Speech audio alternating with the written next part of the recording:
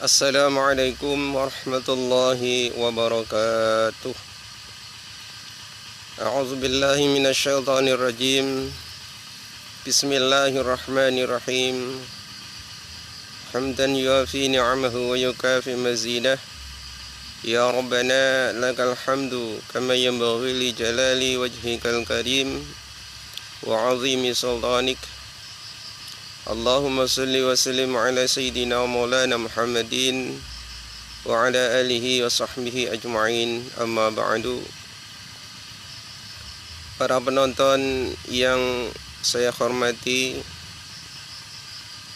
di sore hari ini melalui video YouTube ini kami ingin mengunggah sebuah tema yang berkenaan dengan sebuah petikan dari firman Allah Subhanahu wa taala di dalam surat Hujurat ayat 12. Di sana Allah Subhanahu wa taala telah berfirman, A'udzu billahi minasyaitonir rajim. Wala yaghtab ba'dukum ba'dan ayuhibbu ahadukum ay ya'kula lahma akhihi maitan fakarihtumuh. Yang artinya, janganlah sebagian di antara kalian saling mengguncing kepada sebagian yang lainnya. Sukakah, maukah salah satu di antara kalian memakan daging bangkai dari saudaranya? Maka tentulah dia akan jijik. Para penonton yang saya hormati, firman Allah Subhanahu wa taala tersebut mengandung pengertian kepada kita semua yang harus kita ambil manfaat, kita ambil pelajaran, yaitu orang yang mengguncing, menjelek-jelekan saudaranya, menjelek-jelekan orang lain, berdiskusi, di mana di dalam diskusi tersebut berlangsung menyebarkan, menjelek-jelekan aib kejelekan orang lain. Inilah yang perlu kita hindari mulai detik ini dan hingga seterusnya. Para penonton yang saya hormati, orang yang ghibah atau orang yang mengguncing itu bisa saya ibaratkan seperti orang-orang yang sedang berpesta pora. Semakin banyak orang yang ikut beserta bersama-sama mengguncing salah satu di antara saudaranya, semakin meriahlah acara itu. Ini diibaratkan seperti berpesta makanan. Semakin banyak hidangan yang ada, terus-menerus hidangan dikeluarkan, semakin meriah, semakin marak acara pesta makan tersebut. Demikian pula orang yang diguncing, itu Allah ibaratkan seperti daging bangkai yang telah mati.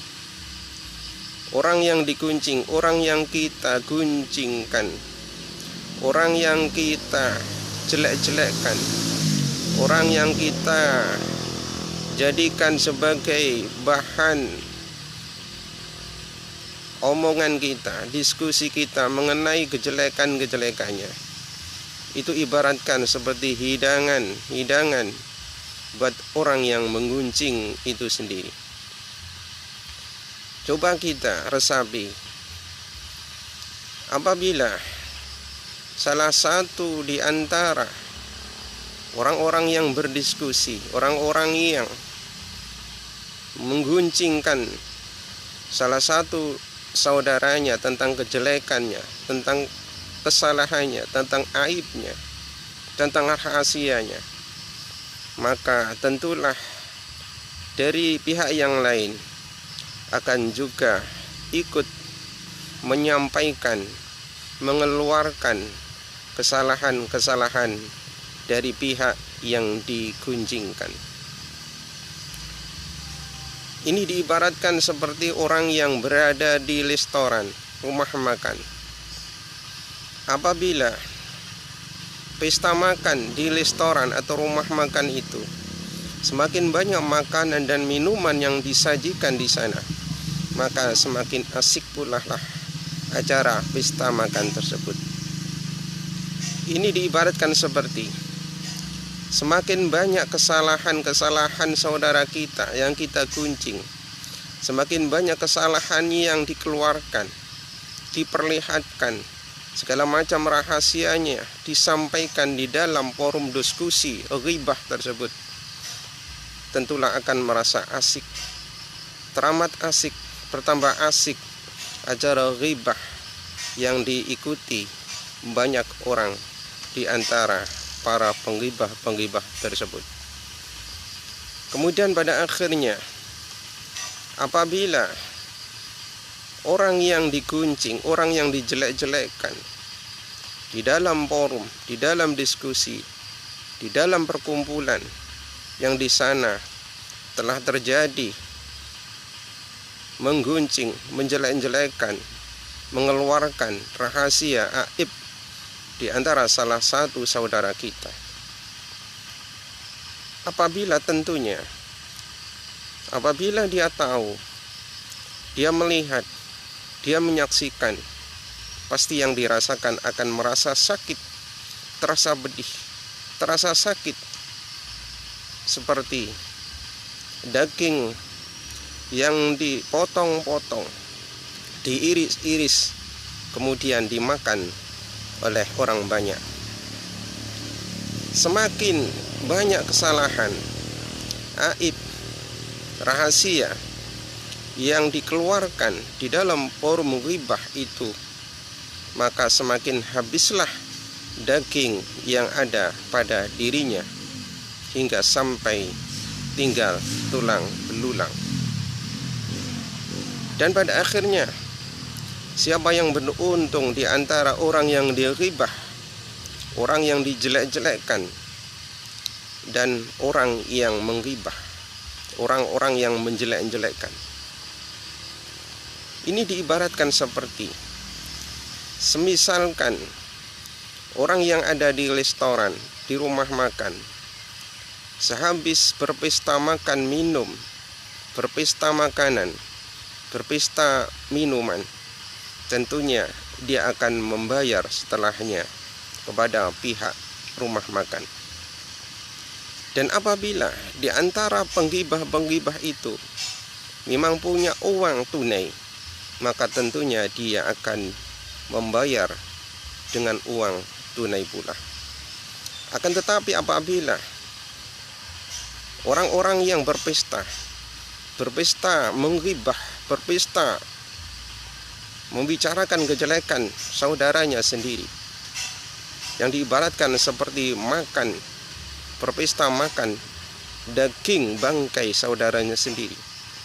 Apabila tidak mempunyai uang cash, maka tentunya dia akan tidak bisa membayar kepada pihak rumah makan dengan uang cash. Maka tentunya orang seperti ini adalah orang yang bangkrut, orang yang merugi besok di akhirat kelak nanti. Di mana letak bangkrutnya? Orang yang ghibah, menjelek-jelekkan, mengguncing, mengeluarkan rahasia aib orang lain, aib saudara sendiri, apabila tidak mempunyai uang cash, sebagaimana diibaratkan sehabis makan di rumah makan bersama teman-temannya, tentunya dia akan termasuk orang yang bangkrut. Karena dia tidak mempunyai alat untuk membayar berupa uang cash, maka tentunya dia akan tetap diharuskan untuk membayar kepada pihak rumah makan. Dan itu kebanyakan yang terjadi adalah dia disuruh untuk mencuci piring atau yang sejenisnya.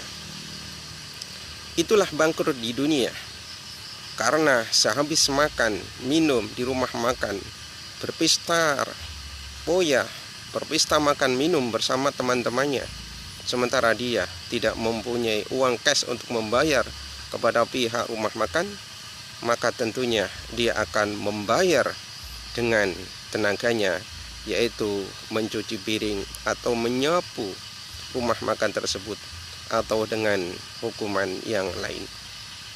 Dan ini ketika besok di akhirat, dia pun orang yang ghibah, selalu ghibah, menggunjing, menyiarkan, membicarakan kejelekan saudaranya, di akhirat dia termasuk juga orang yang bangkrut. Apa yang terjadi besok? Dia pun harus membayar kepada pihak rumah makan, yaitu orang yang diribah, orang yang disebarluaskan kejelek aibnya. Dia akan menuntut kepada Allah Subhanahu wa taala, kepada orang-orang yang pernah menggibahnya, menjelek-jelekkannya di tengah-tengah orang banyak. Dia akan menuntut balik di hadapan Allah Subhanahu wa taala dengan apa yang telah diperbuat oleh orang-orang yang menggibah atas dirinya. Apa yang diperbuat oleh orang yang digibah besok kepada orang-orang yang menggibah? Dia akan meminta balasan berupa pahala, seluruh pahala orang-orang yang telah menggibah, menjelek-jelekkan, membongkar rahasianya di masa hidup di dunia. Ketika dia, orang yang menggibah, mempunyai pahala, maka pahalanya itu akan diberikan kepada orang yang pernah digibah semasa hidup di dunia. Dan ketika dia tidak mempunyai pahala, maka seluruh kejelekan-kejelekan orang yang digibah akan diberikan seluruhnya kepada orang-orang yang menggibah dikala masih hidup di dunia. Maka yang beruntung adalah orang yang digibah, yang rugi adalah orang yang menggibah. Para pemirsa, penonton yang saya hormati, di sini kami bisa menyimpulkan mengenai firman Allah Subhanahu wa taala. Hendaknya kita jangan sekali-kali menggibah, menyebarkan rahasia saudara kita, menjelek-jelekkan aib kesalahan saudara kita di tengah-tengah teman-teman kita, di tengah-tengah orang lain, di tengah-tengah orang banyak. Dan ketika kita seandainya menemui sekelompok atau segerombolan manusia yang sedang pesta asik membicarakan kejelekan saudara kita sendiri, maka hendaknya kita menolong mereka dari kezaliman. Rasulullah Sallallahu Alaihi Wasallam telah memerintahkan kepada para sahabatnya agar supaya menolong baik kepada orang yang dizalimi ataupun menolong orang yang berlaku menzalimi. Lalu sahabat bertanya, bagaimana caranya kami harus menolong orang yang berbuat zalim,